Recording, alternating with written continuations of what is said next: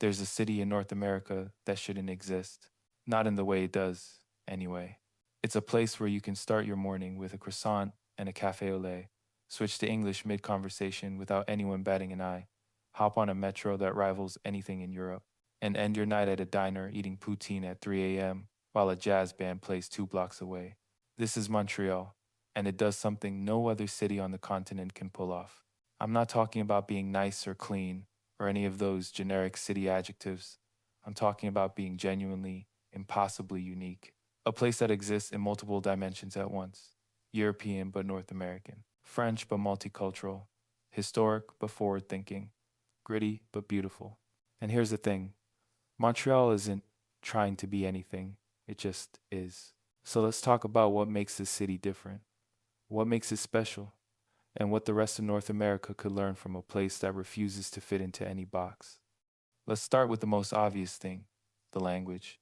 Montreal is the second largest French speaking city in the world, after Paris. Think about that for a second. You're in North America, surrounded by English speaking cities for thousands of miles in every direction, and somehow, this island in the St. Lawrence River has maintained its French identity for over 400 years. But here's where it gets interesting: Montreal isn't just French, it's not even just bilingual. It's linguistically fluid in a way that breaks the brains of people from other places. Walk down Saint-Laurent Boulevard the Main, as locals call it, and you'll hear conversations that switch between French and English mid sentence. Not because people don't know one or the other, but because in Montreal, language is a tool, not an identity. You use whatever word works best in the moment. They even have a name for it: franglais. Je suis stuck dans traffic là. On va tout brancher demain. It's linguistic jazz, improvised, natural, and it creates this unique cultural space where you're never quite in one world or the other. You're in both, always. This bilingualism shapes everything about the city. The signs are in French by law, but everyone speaks English. The culture is Quebecois, but the population is wildly international. It's a city that exists in translation, and that gives it a flexibility, an openness that's rare in North America. Now let's talk about how this city moves. The Montreal Metro opened in 1966, and it's spectacular. Not just functional, not just good for North America, actually spectacular. Those distinctive tire-based trains that run quieter than traditional rail. The stations designed by different architects, each one unique. Some brutalist concrete, some with stained glass, some that look like they're from a sci-fi movie. The fact that the entire system is underground, so it works perfectly even when it's 30 Celsius outside. The metro has 4 lines that cover 71 kilometers with 68 stations. It runs frequently, it's clean, it's safe, and it connects the entire island. You don't need a car in Montreal. You really don't. And that's wild for North America. Compare this to most American cities, where public transit is an afterthought, where the metro is something poor people use, where driving is the default, the only real option. Montreal didn't follow that path, and it shows. The streets are alive. Saint Denis is packed with cafes and pedestrians. The Plateau is designed for walking. Mont-Royal Avenue pulses with street life. These neighborhoods work because people can actually get around without cars. But here's what really sets Montreal apart: the city doesn't just tolerate non-car transportation, it embraces it. There are over 700 kilometers of bike paths. The BIXI bike share system was one of the first in North America and became the model for cities worldwide. In winter, when it's genuinely freezing, people still bike. They just use different tires.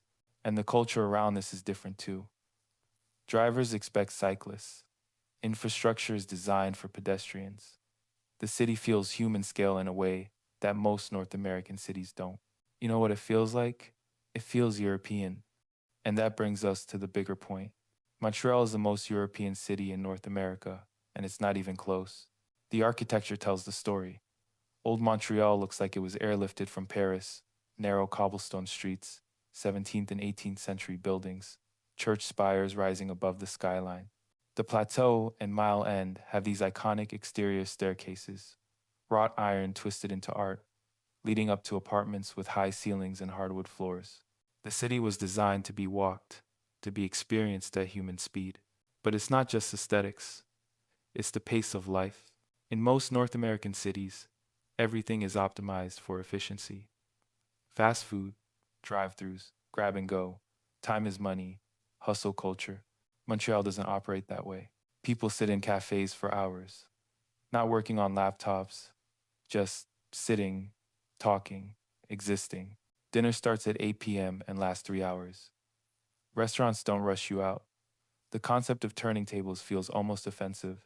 Sundays, a lot of things are just closed because Sunday is for rest, for parks, for brunch that turns into drinks, that turns into an impromptu gathering in someone's backyard. This is a European sensibility, the idea that life is meant to be lived, not just optimized. And yet, and this is crucial, Montreal isn't Europe. It's North American in all the ways that matter. It's diverse, it's informal, it's scrappy.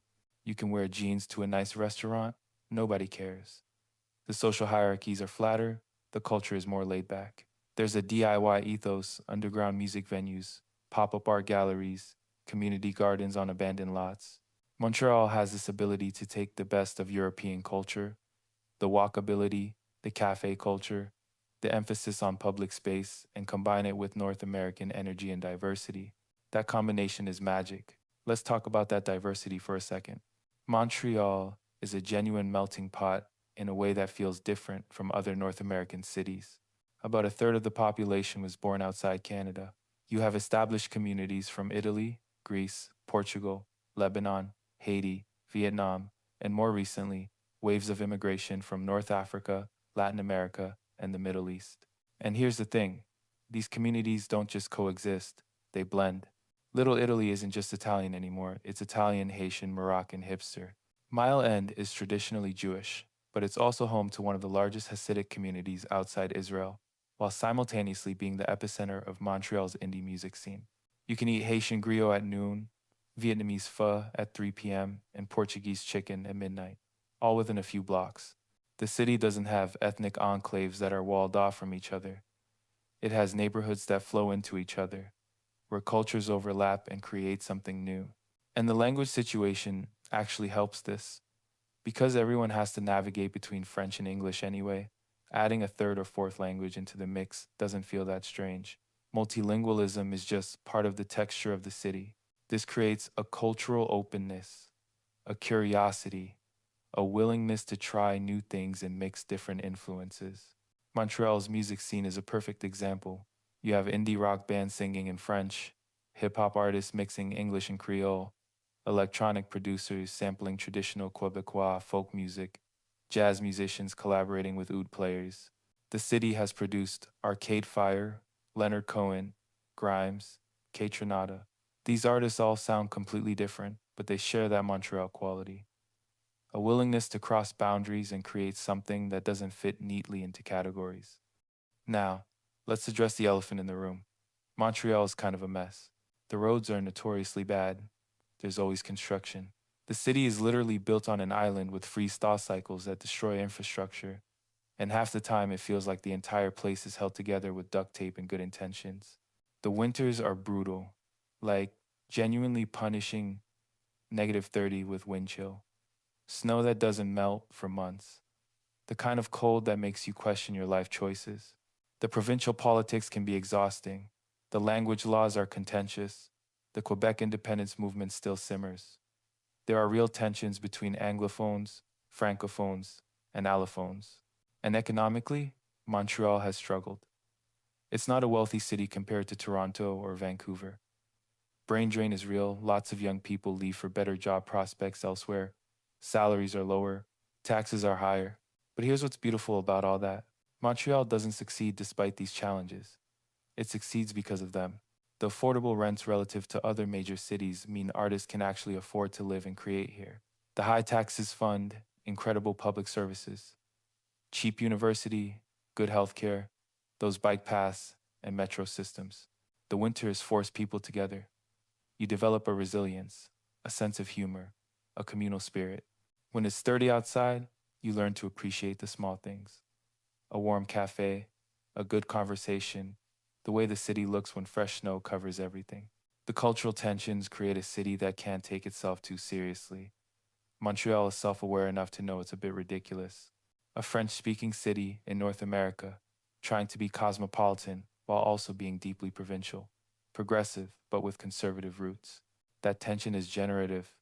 It keeps the city interesting. So here's the big question. Can other cities replicate what Montreal does? The short answer is probably not, because Montreal isn't just a collection of policies and infrastructure. It's an attitude, a way of being, a belief that a city can be messy and multilingual and contradictory and cold as hell for half the year and still be the most interesting place you've ever lived. This city does what no other can, not because it's perfect, but because it's perfectly itself. And maybe that's the real lesson, not to copy Montreal, but to let your city be fully, unapologetically what it is, with all its contradictions and complications and beauty and mess. Because in the end, the best cities aren't the ones that fit a template. They're the ones that couldn't exist anywhere else. Thanks for watching. If you enjoyed this, hit subscribe and let me know in the comments. What's a city that does something no other place can? What makes your city unique? Until next time.